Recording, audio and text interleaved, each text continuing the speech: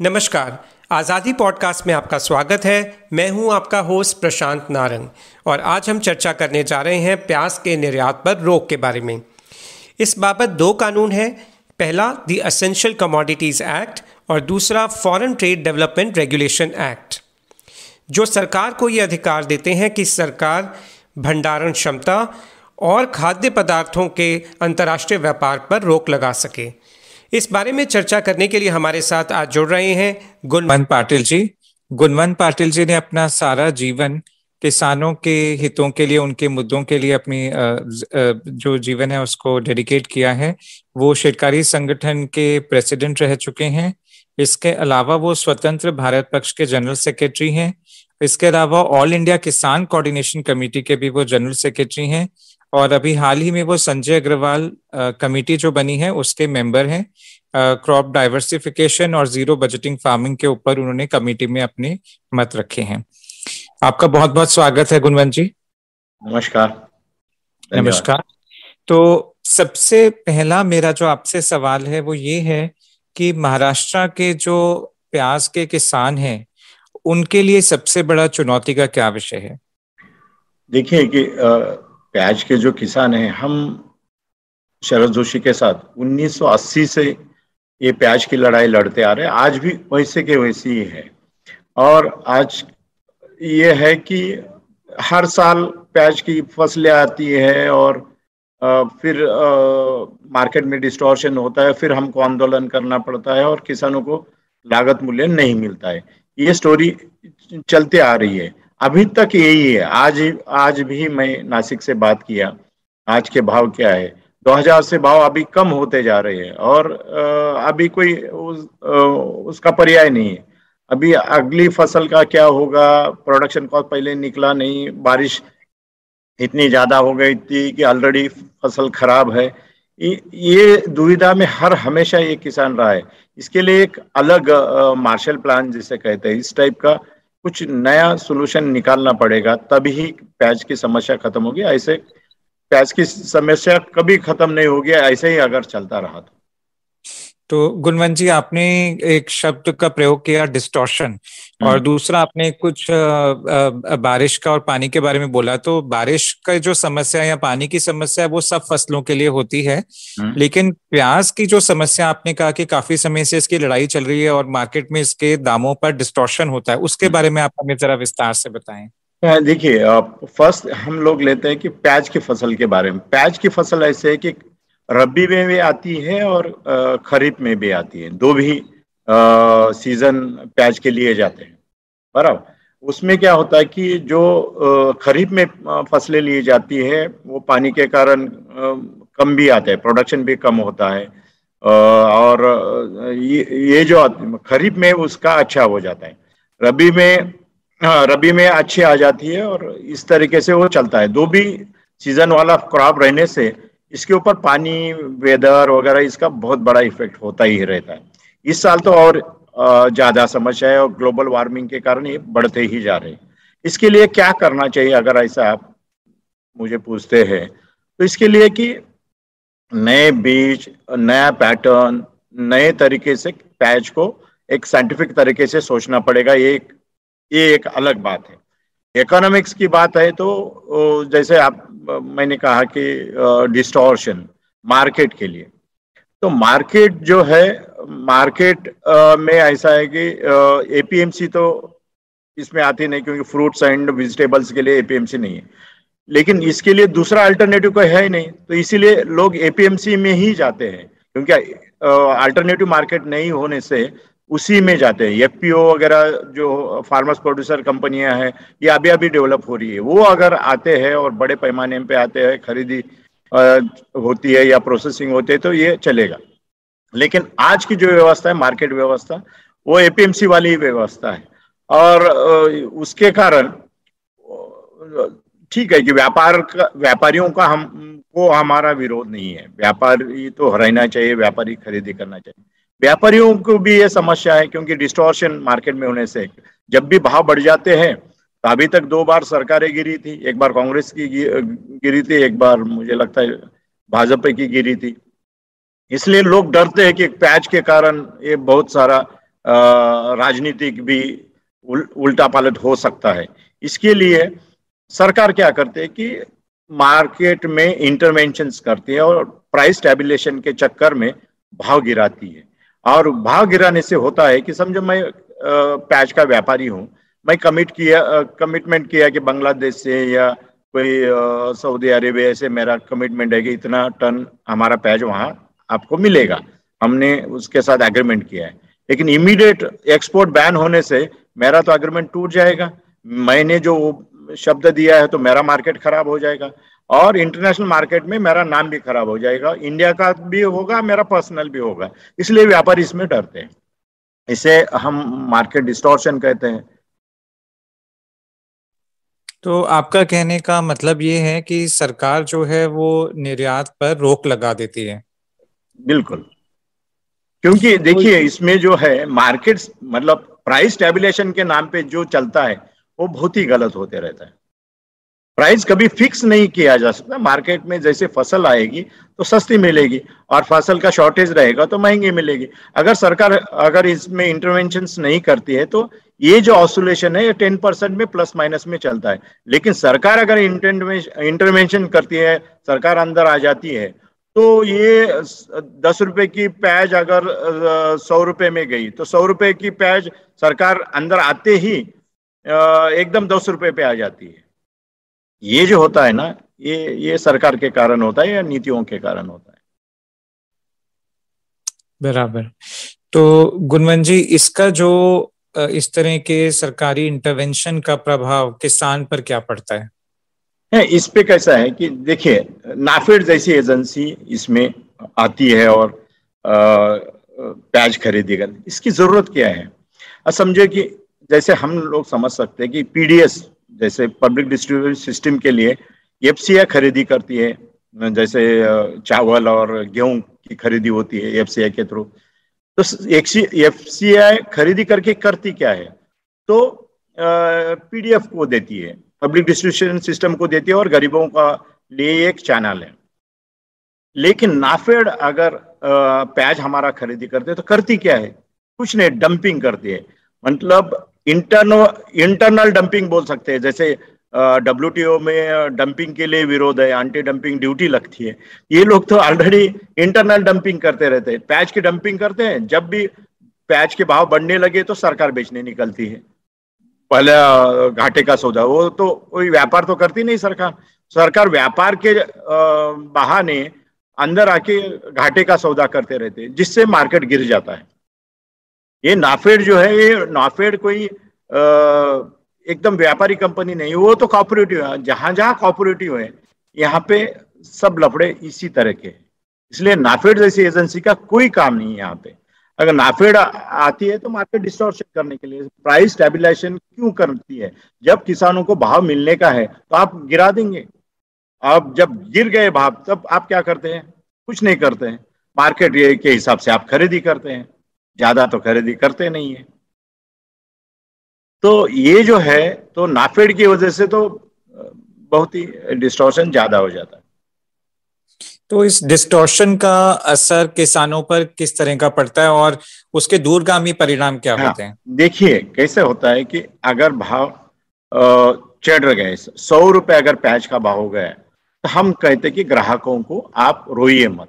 अगर 5 रुपए भाव हो गया तो हम नहीं रोंगे, एज ए किसान हम नहीं रोंगे। ये क्यों होता है? तो ये 5 से एकदम 100 रुपया नहीं होता है। मैं जैसे कहा कि अगर नेचुरल मार्केट रहता है, मार्केट में किसी का इंटरवेंशन नहीं रहता है, कोई एजेंसी भले कितने ही प्राइवेट एजेंसी है, व्यापारी रहने दे, सरकार का अगर इंटरवेंशन नहीं रहता है तो बड़ी आपदा आई, कोई बारिश में बहुत ही गड़बड़ हुई, तभी भाव कम ज्यादा होते हैं।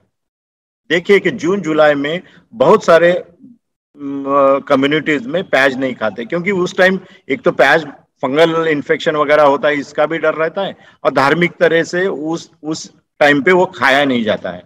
तो उस टाइम आप जब महंगी हो जाती है तो आप कम खाइए, और जब सस्ती हो जाए तो खरीद के रखिए।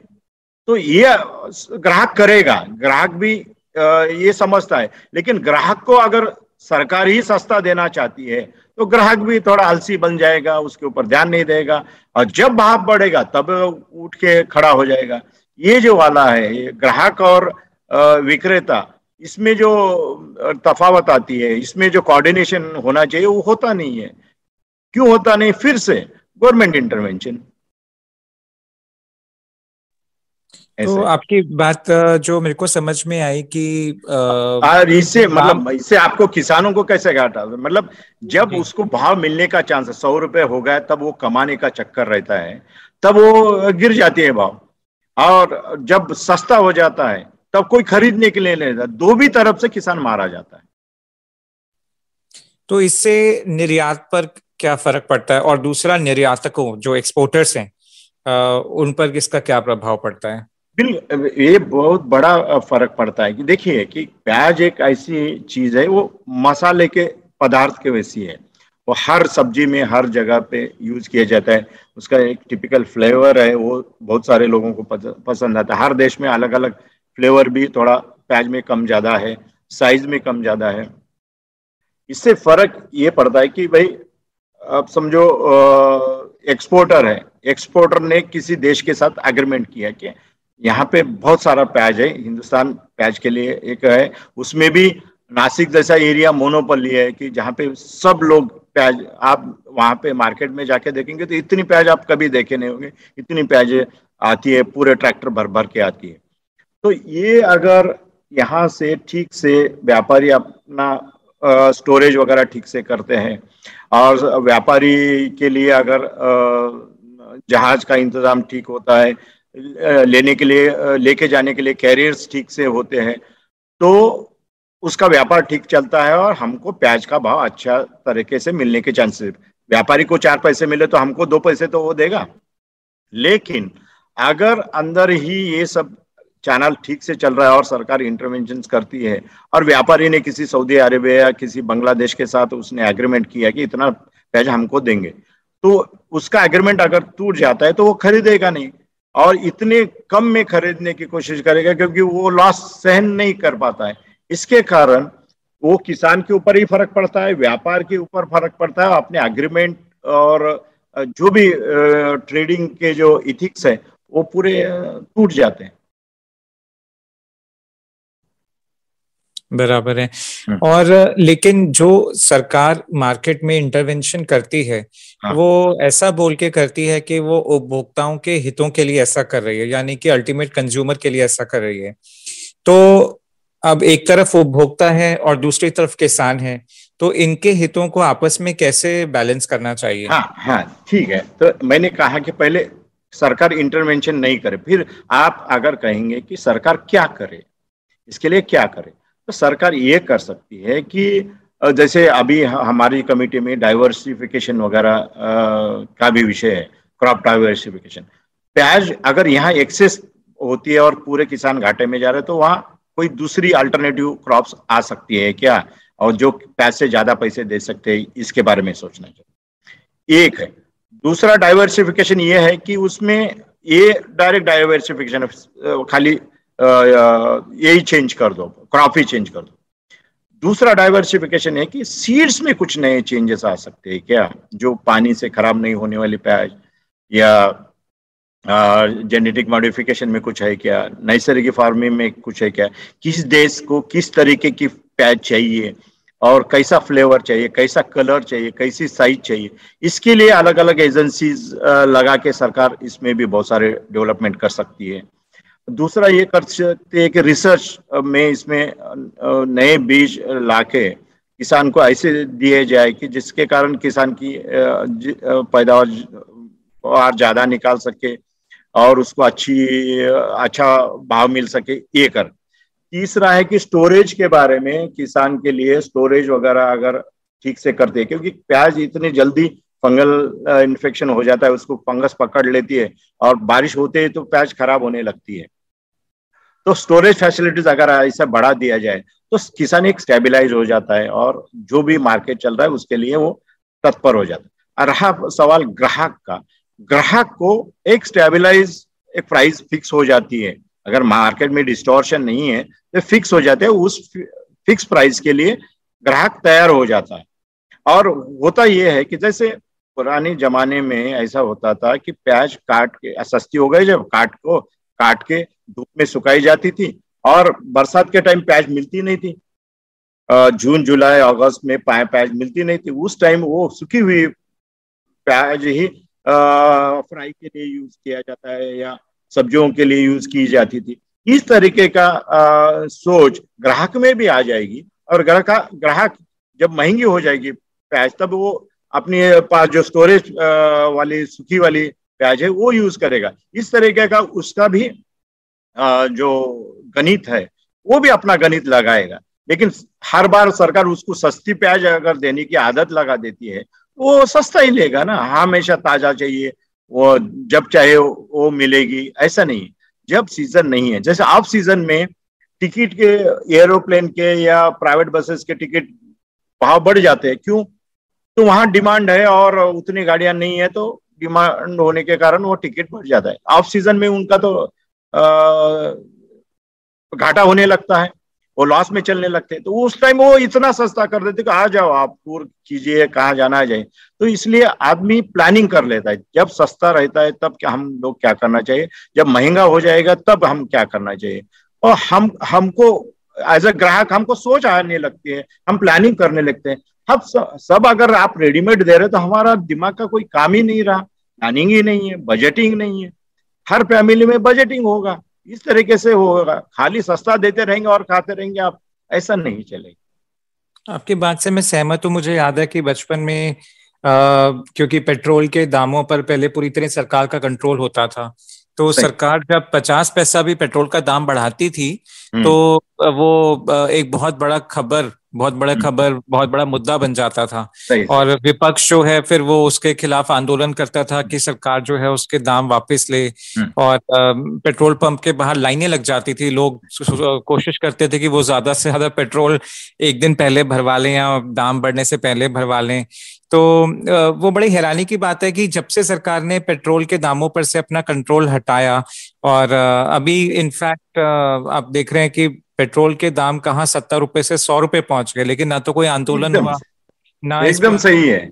जैसे अभी हम डॉलर की तरफ देखते हैं, डॉलर बढ़ेगा तो तेल भी बढ़ेगा, इस तरीके से सोच आ जाती है और ग्राहक उसको एडजस्ट। आज 100 रुपए भी हो गए तो किसी आंदोलन चल रहा है? कुछ भी नहीं हो रहा है, नहीं हो सकता, क्योंकि सबको समझ में आता है ये सरकार ने इसको डीकंट्रोल कर दिया और सरकार के हाथ में इसमें कुछ भी नहीं है। जो मार्केट रहेगा उस हिसाब से ये चलेगा।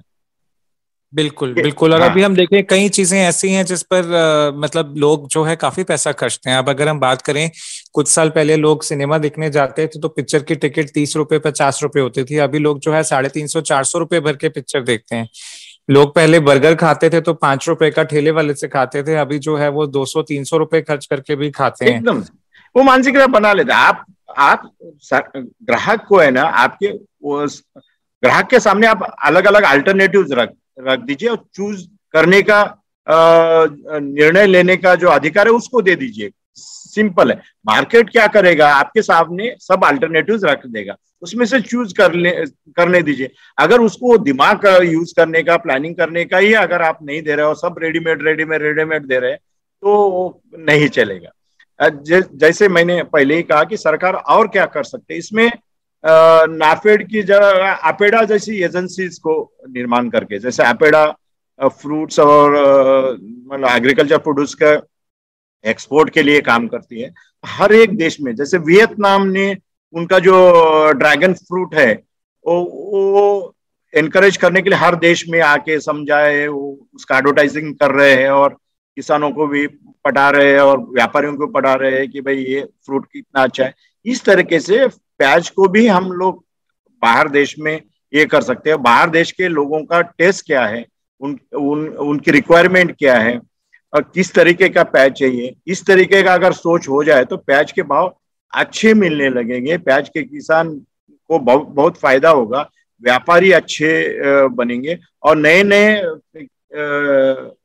प्याज की जो वैरायटीज है हमारे ग्राहक को भी इधर इंडिया में भी मिलेगी। जैसे अमेरिका में बड़े बड़ी प्याज होती है, हमारे यहाँ बड़ी प्याज पसंद नहीं करते क्योंकि एक बार काटने के बाद वो रखते नहीं है, उसको पूरा खत्म करना पड़ता है। तो वो लोग तो फ्रीज में फिर उसके अलग अलग डब्बे भी बने हैं, फ्रीज में वो रख देते हो। इस तरीके का ऑटोमेटिक ग्राहक में ये सब अवेयरनेस आ जाता है। बराबर है। तो आपकी मेरे को एक बात ये बहुत दिलचस्प लगी, आपने बोला कि जैसे एक ऑल्टरनेटिव ये भी हो सकता है कि अगर मार्केट में जैसे ऑप्शन आएगा डिहाइड्रेटेड प्याज का, तो लोग यस, अपना जो है वो सीजन जब नहीं होगा तो उसमें डिहाइड्रेटेड प्याज यूज कर सकते हैं। बिल्कुल बिल्कुल। और अगर दाम बढ़ेंगे तो ऑटोमेटिकली अगले जो फसल का साइकिल है उसमें ज्यादा किसान अपने आप और प्याज लगाएंगे, और प्याज लगाएंगे तो प्राइस स्टेबल हो जाएगा। लेकिन उसके लिए एकदम। बहुत जरूरी हाँ, है कि सरकार उसमें इंटरवेंशन ना करे, तब वो प्राइस स्टेबल होगा। क्योंकि अगर सरकार इंटरवेंशन करती रहेगी तो किसान उसमें से अपने आप को पीछे कर लेगा। एकदम नहीं, हर बार सरकार अगर ग्राहक का ही सोचती है और प्रोड्यूसर का नहीं सोचती है तो मार्केट नहीं बनेगा। अगर प्रोड्यूसर, दो भी तरफ सरकार सोचनी है। सरकार अगर किसान की तरफ देखना चाहती है तो मैंने जैसे पहले कहा कि भाई डाइवर्शन ऑफ क्रॉप्स, उसमें नए रिसर्च, स्टोरेज की फैसिलिटीज, और अलग अलग देशों में कैसी रिक्वायरमेंट है अपने किसान की, ये प्याज उस देश में कैसी जाएगी, या उस देश में किस टाइप की प्याज चाहिए, वो प्याज यहाँ लगाने के नए बीज यहाँ आएंगे, वो किसानों को मिलेंगे। ये किसान का काम चलता रहे। ग्राहक को है कि अलग अलग वैरायटी मिले, और मार्केट को स्टेबलाइज रखने के लिए मार्केट को ही वर्क करने दीजिए। आप अंदर नाफेड जैसी एजेंसी डाल के और केवल खरीदी करना और सड़ा के फेंक देना, मार्केट को खराब करना, इस तरीके का अगर काम करते रहेंगे तो वो नहीं चलेगा। इसलिए ये जो अभी कमेटी बनी है उसमें जैसे आपने कहा कि जीरो बजट, मैंने जीरो ये शब्द निकालने के लिए कहा कि कमेटी में जीरो शब्द का कभी यूज नहीं होगा। ये जीरो बजट जो लिखा गया है वो गलत है, और इसमें नेचुरल फार्मिंग ही नाम से इसको जाना जाए। जीरो का मतलब क्या है कि खेती को पैसा नहीं लगेगा। जीरो बजट खेती कैसे हो सकती है? जीरो बजट नौकरी नहीं हो सकती है, जीरो बजट व्यापार नहीं हो सकता है, तो हमारी खेती कैसे हो सकती है? उल्टा जीरो बजट खेती जिसको आप बोल रहे हैं, नेचुरल फार्मिंग जिसको आप कह रहे हैं, वो तो महंगी खेती है। क्योंकि किसान को भले कम पैसा लगता होगा लेकिन प्रोडक्शन भी कम आता है। कम अगर प्रोडक्शन आता है और आपको नेचुरल चाहिए तो आपको यू हैव टू पे फॉर दैट। यहाँ तो अभी ये नहीं है कि श्रम श्रम का मूल्य दिया नहीं जाता जिस तरीके से मिलना चाहिए। तो श्रम को यहाँ प्रतिष्ठा नहीं है इस देश में। और जिस दिन श्रम को प्रतिष्ठा आ जाएगी तो और मूल्य बढ़ेगा और लेबर कॉस्ट बढ़ेगी, और लेबर कॉस्ट बढ़ेगी तो माल महंगा हो जाएगा, आपको महंगा खरीदना पड़ेगा। आपको नेचुरल चाहिए, हर वहां पे पेस्टिसाइड नहीं चाहिए, उसके ऊपर स्प्रे नहीं चाहिए, या केमिकल खाद नहीं चाहिए, तो हम हाथ से कीड़ों को बाहर निकालेंगे, लेकिन उसका लेबर कॉस्ट आपको देना पड़ेगा। इस तरीके की सोच अगर ग्राहकों में आ जाती है, ये कैसा महंगा होता है, क्या होता है, इस तरह तो ग्राहक ऑटोमेटिकली माइंड सेटअप कर लेता है और उसके लिए देने के लिए भी तैयार होता है। आपको सस्ता भी चाहिए, नेचुरल भी चाहिए, ऐसे दो तरह से नहीं हो सकता है, दो हाथ में लड्डू नहीं हो सकता। बराबर है। तो गुणवंत जी, एक बात समझ में आ गई कि सरकार को निर्यात के और मार्केट में जो है प्याज के, इसमें बहुत ज्यादा इंटरवेंशन नहीं करना चाहिए, और वो दोनों तरह से किसानों के लिए भी और ग्राहकों के लिए भी, दोनों के लिए अच्छा है। लेकिन अब मेरा सवाल, और ये आखिरी सवाल है कि सरकार जो ऐसा ये इंटरवेंशन करती है, ये कौन से कानून के तहत करती है?